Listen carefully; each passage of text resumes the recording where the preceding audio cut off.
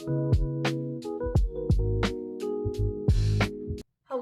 and welcome back to Mystic Motivation. My name is Zoe, and today we're going to talk about how we can become a channel, how we can channel energy, how we can channel messages so that you can live more intuitive lives, so we can decipher messages as they come through, so we can decipher messages for others. Whatever your reasoning is, we're going to cover all of it and talk about what being a channel really is. It's more common than we may think. Anybody can do it, and it's just kind of a lost art. So before we dive right into it, I want to go ahead and apologize for the audio. I just got a new phone, and I just realized that my original microphone is no longer compatible when I sat down to record. So I'll do my best to speak clearly, and hopefully it's not too echoey, but we'll make it through. So to start this video, I wanted to clarify the differences between what it is to be a channel, an intuitive, and a psychic, because each of these things are a little bit different. And recently, what made me want to do this podcast episode, I was at an event doing a tarot reading it was at this Four Seasons event that I did. And this woman, when I was reading her cards, she asked me after we were finished, she was like, "So are you a psychic?" And I was on a timer with her, so I didn't get to explain all the ins and outs, but ultimately I was like, "No, I'm not a psychic. I would just call myself like an intuitive." And I could tell like she didn't really understand like the difference. So that's probably something most people don't know the differences between, and the differences are kind of really subtle. But we're going to specify what the differences are and kind of how this can help you in your channeling journey so that you understand exactly what you're trying to obtain through channeling. So I wrote this down here, and I think it's the perfect example, and it could be beneficial if you write this down somewhere if you're wanting to practice channeling to remember this. But intuitive is internal.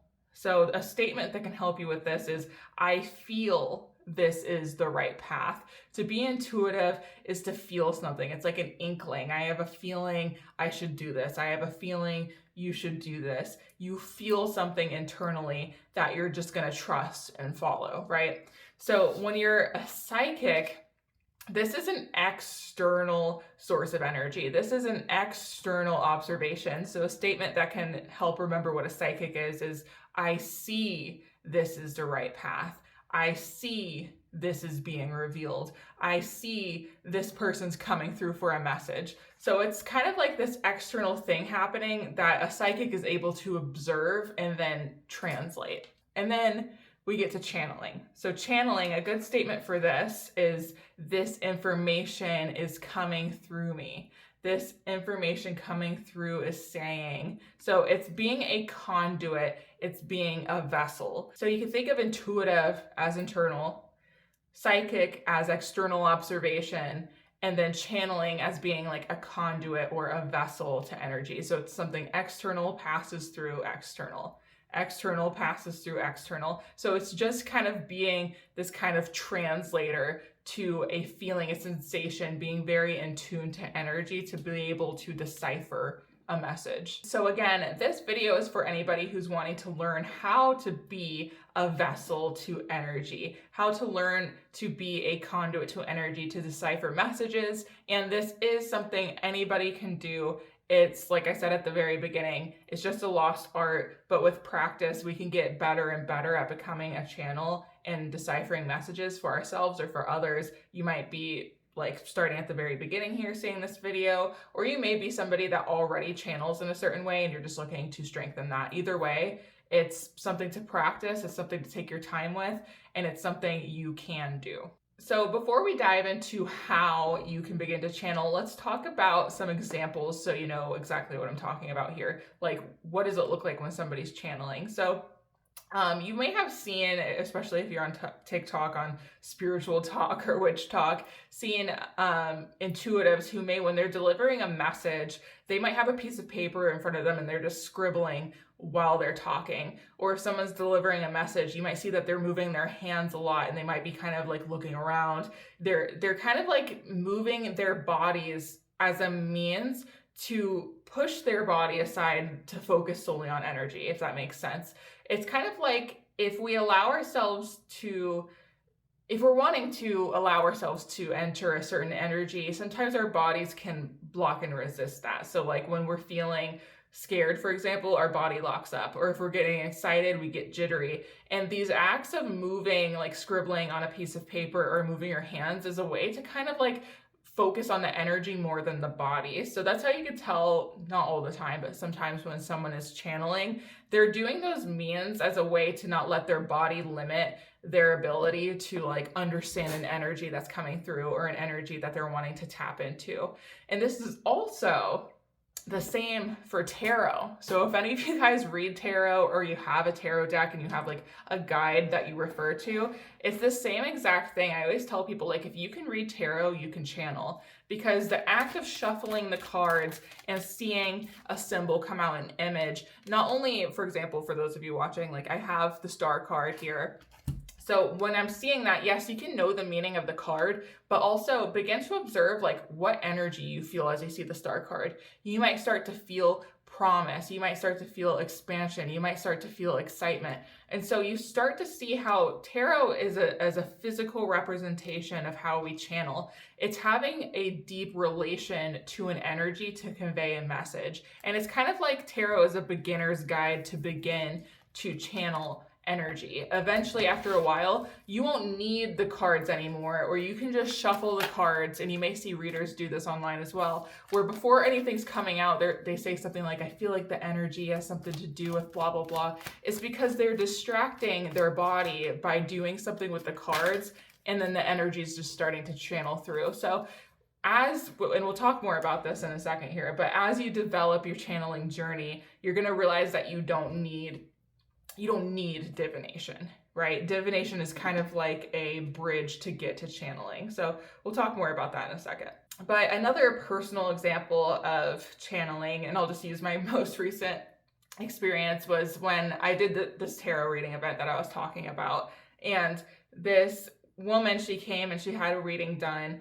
And when I saw the cards that came through, it was a bunch of wand cards, but I started to really feel this energy within me that I get when I'm being creative. It's this very specific kind of like torch within me that I get when I'm creative. And I felt that sensation when I was reading her cards. So I started telling her, I was like, I feel like the message that's coming through here has something to do with like a creative project. And like I started to feel in my body like kind of that feeling I get when I know I'm going to be in front of a bunch of people, that kind of like that muster of courage I have to build up. And I started talking about, I was like, this creative project, like it's meant to be seen, and like you're meant to work through any blockages you have of like not wanting to put yourself out there, blah, blah, blah.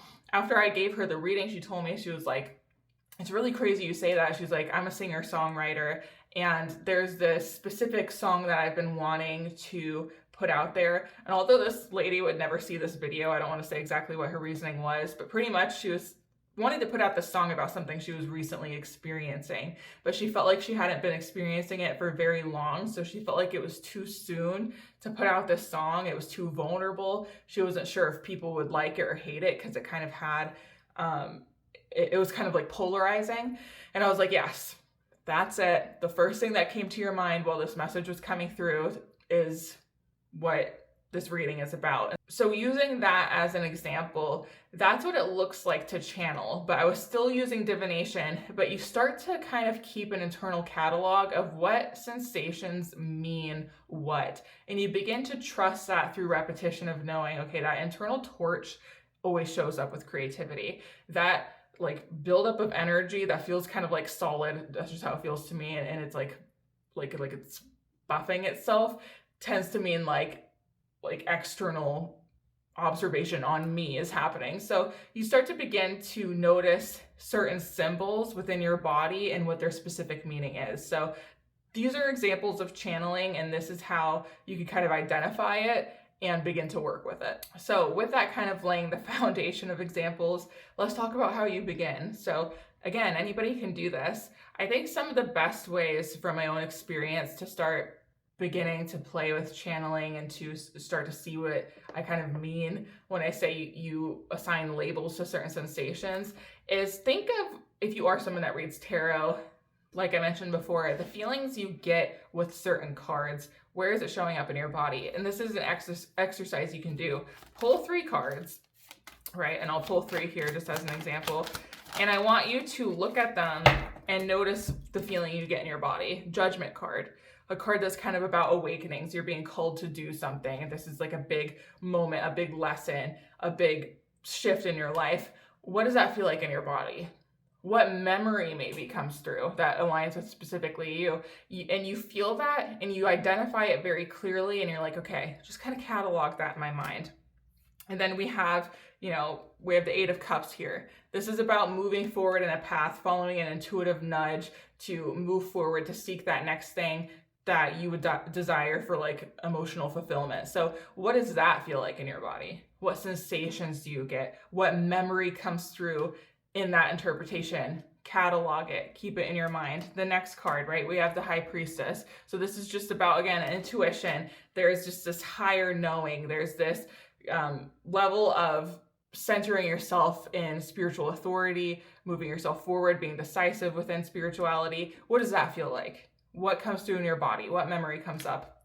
This just being a brief explanation, but doing those types of exercises with tarot can help you in your journey of wanting to learn how to channel, because then the more you do it, the more you practice it, you don't need the cards as much as like you could practice with yourself. You could practice with a close friend who feels comfortable doing this with you, but like notice what sensations come up. And say if I'm sitting in front of someone and I get the energy and the feeling and the memory that I associate with the Priestess card, I'm going to sit with them and be like, okay, like, I feel like this has something to do about like following your intuition, like placing yourself in a position of decision making when it comes to like these big life shifts or whatever. And that will tend to really convey to the other person and help them understand what you're talking about. And they'll reciprocate if that resonates or not. And so that's how you can kind of practice with divination. So segueing from tarot, you can also practice this with any form of like sound healing or music, right? What do certain songs about happiness feel like in your body? Sadness in your body? Songs about money, how does that feel? So like, and you can get really specific. Songs about, overcoming struggles, how does that feel? And then if you want to take it in a more meditative way with sound healing, you do a sound bath, you can put a sound bath on YouTube. What do certain sensations come up, and what are you associating with them? So a lot of my own channeling journey flourished from working with sound healing, and I would just sit in these sound bath meditations and like things would just come up completely unrelated to what I was doing. So I would just feel maybe like a pit in my stomach and a certain emotion would be with it. Or I feel like a certain feeling in my chest and this really expansiveness. And then I begin to associate that with like the heart chakra. And so whenever I know someone's needing to heal something with their heart or heal like a past wound, I might feel that sensation in my chest, but it feels more constricted rather than expansive like I did in sound healing. So it's just being super intuitive about the feelings and sensations you're getting and cataloging that as kind of like these energetic correspondences, right? This feeling means this thing. This memory means this thing. This symbol means this thing. And so when you begin to channel energy and these things are coming up, you're understanding what message to convey, what message needs to be heard for yourself, what you're meant to know. This can also be done with exercise, and more specifically in my own journey, this happened and developed a lot more when I would do yoga. I would feel like specific sensations similar to the sound bath meditations I would do in certain poses. And so just like revelations would come through about like what a certain energy was trying to convey through like a release in my body. So again, just be overly, like when you're practicing this, it doesn't have to be all the time because you don't want to burn yourself out. But like when you just want to practice channeling, just like be a super observer. Just like put yourself in the position of like, I'm just gonna overanalyze everything for a little bit. And like, you don't want to do that all the time, obviously, but like, you just like, let me like really tune into my body. Let me like really tune into like how I'm feeling about the space around me. Let me really tune into like what I think the message or frequency or energy is coming through in this artwork that I like, or this music that I like. And that's how you can begin to catalog and associate meanings with feelings. And using the example of the tarot reading again, like when I was talking to that woman and I felt that torch inside of me and I knew that was about creativity, it's a trigger that becomes a signal. And that's really what you just want to do. And it's about not second guessing yourself. It's not that you're going to be right every single time or perfect every single time. That's just not going to happen. But you can feel around and be like, okay, I'm kind of feeling this. Why is this coming through? Does this resonate? I'm kind of feeling this. Why is this coming through? Like, this feels like it just wants to pass through. Or, I could be reading tarot for somebody and I'm like, okay, unrelated to the message we just like talked about, but like I'm getting like, is there something about this thing going on? Like you just begin to trust and practice speaking upon the triggers kind of and the correspondences that you've associated specific meanings with, and being kind of fearless in your expression of that. In practicing channeling, I think the best way to go about it, if I were giving advice to myself at the beginning of my practice with intuitive channeling and things like that, I would say get a journal, write down sensations you get and like how you feel about them. Don't be afraid for it to change, to be really messy, to be kind of confusing at first. Don't apply pressure to yourself, and maybe just start with divination. I'm biased to tarot. I love tarot, but I feel like it's the perfect way to start practicing channeling. And I've noticed for myself and for others, like a lot of tarot readers who started by doing tarot readings a lot, but rather quickly they just transferred kind of out of that and they just deliver these messages without any like assistance. And they might, like I talked about at the beginning, like move their arms a lot. I do that a lot, but I'm just like a hand talker in general. But like people who move their bodies a lot, like they're channeling energy. They're feeling through the same sensation of like when you're shuffling cards. And so practice with tarot, pull cards, associate feelings with the cards and their meanings. And then when you want to practice not using tarot, maybe just shuffle while you're feeling into energy. Get that piece of paper and scribble while you're feeling into energy and what's coming through. Move your hands. And that kind of reminds me of, and it's a good segue here, with doing this, practicing to channel, becoming like a conduit to energy. It is so important to ground your energy and protect your energy. So these are kind of, to me, two separate things. Let's talk about grounding your energy first. An example here is I went through a period not too long ago where I was kind of like in a shadow aspect of my journey. I was like processing a lot. I was dealing with a lot in the wintertime, and like I was just in a more vulnerable state. And I wanted to do like a day of self-care for myself. And I was like, I'm just going to do my spiritual practices and enjoy myself. But I kind of made the mistake of doing it because I was dealing with so much high energy at the time. And like things were kind of like a lot of things to process. I didn't let myself have super good spiritual hygiene, and I wasn't doing enough grounding for myself. And so I hopped into a spiritual practice. And it's not like this was like a bad thing, but it was definitely overwhelming. I put on music and I closed my eyes and I was like allowing my arms to move without judgment, without observation. And I found that like as I was moving, that I was beginning to channel. And I was like, okay, let me not overly observe this because it'll snatch me out of the moment. And I was like, let me just like see what comes through.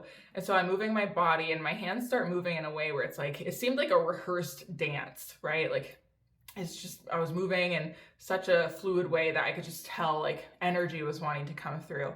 And as I did it, I felt like from the base of my spine up into the back of my head, like this huge surge of energy just like shot through.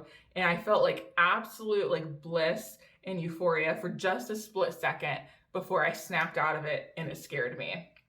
That energy scared me because I was not grounded, because I had not been practicing my spiritual hygiene, because like I was in already a vulnerable state. And then I kind of welcomed in like a surge of energy to fly through me. Ultimately, that channel that came through was actually the first time I ever channeled Goddess Aphrodite, who is behind me. This is her altar, by the way. She's not literally behind me, but her altar is. But that was a message from her coming through. The only thing that was in my mind after that experience was her name. And so I was grateful for that experience because I began my journey with Aphrodite, which has been so beautiful. And I'll have to make a podcast talking more about my relation to Aphrodite soon. But in that experience, although like it led to a good thing, I was really not grounded, and that really burned me out. And it honestly scared me a good bit to where like I had to take a break for a little while, where I was like, that was just kind of a lot.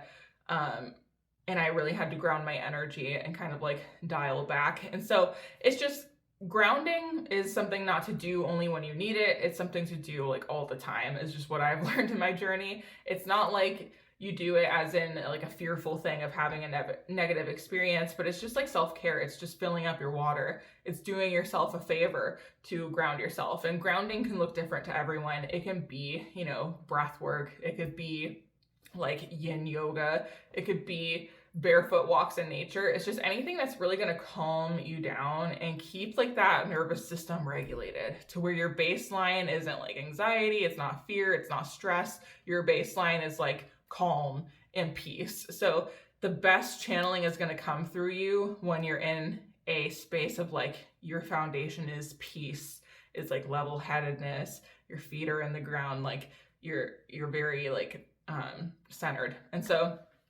that being like my biggest tip is like ground yourself. Just prioritize that. It's good for you anyways.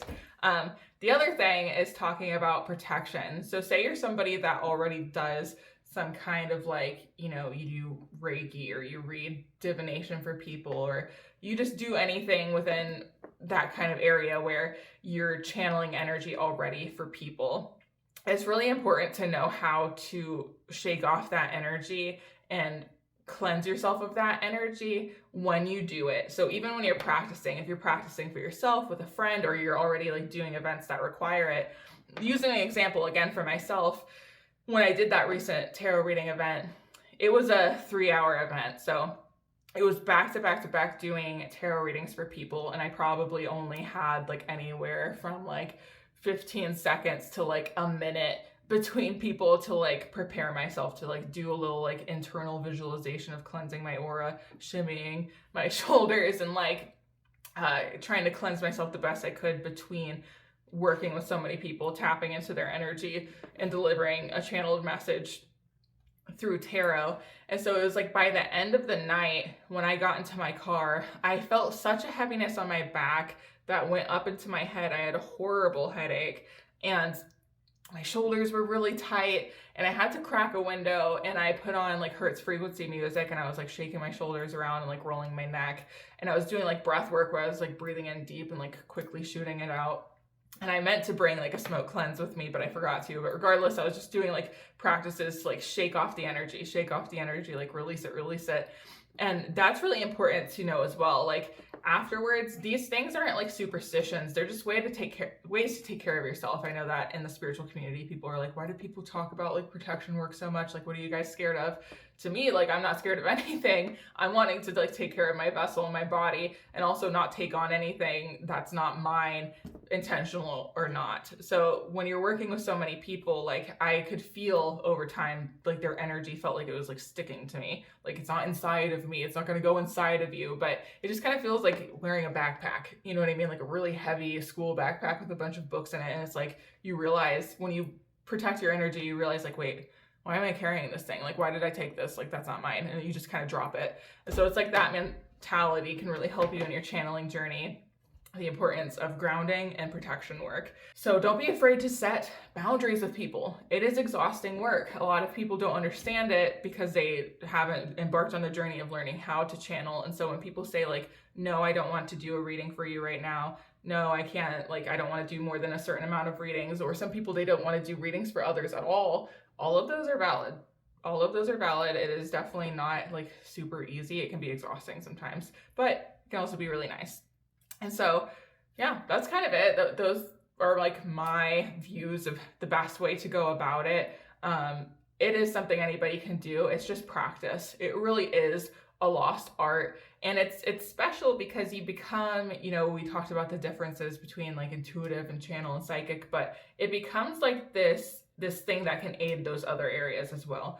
You strengthen your intuition. If you are interested in seeing more of your psychic abilities, your psychic gifts, this is a doorway into that. And it also just helps you to receive signs better. You're not just seeing an angel number. You're not just seeing like a correspondence that you have a specific association with, but instead you see those things and you tap into your body and you're able to know what the message is. When you're doing a tarot reading, it's more than just the definitions you're seeing. You're feeling the sensations. You're just out and about and you suddenly feel like a surge of energy. It's not just like a weird thing, but instead you're tapping into like what that means, like what that might suggest you need to do in that moment or do soon. So it's just like a really great way to start to trust your internal compass, to trust yourself, to trust your guides, your ancestors, any deities you may work with, whatever resonates with you. But you just feel like more centered in your ability to decipher messages.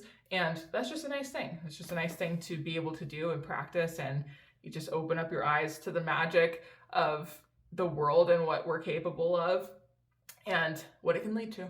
I really hope that this video found who it was meant to and that it resonated in some way, shape, or form. Let me know your thoughts. Let me know if you've ever channeled anything, what your channeling journey has been like, and leave any tips or tricks you have within channeling as well, because it might help another witch who's looking to expand on their channeling journey.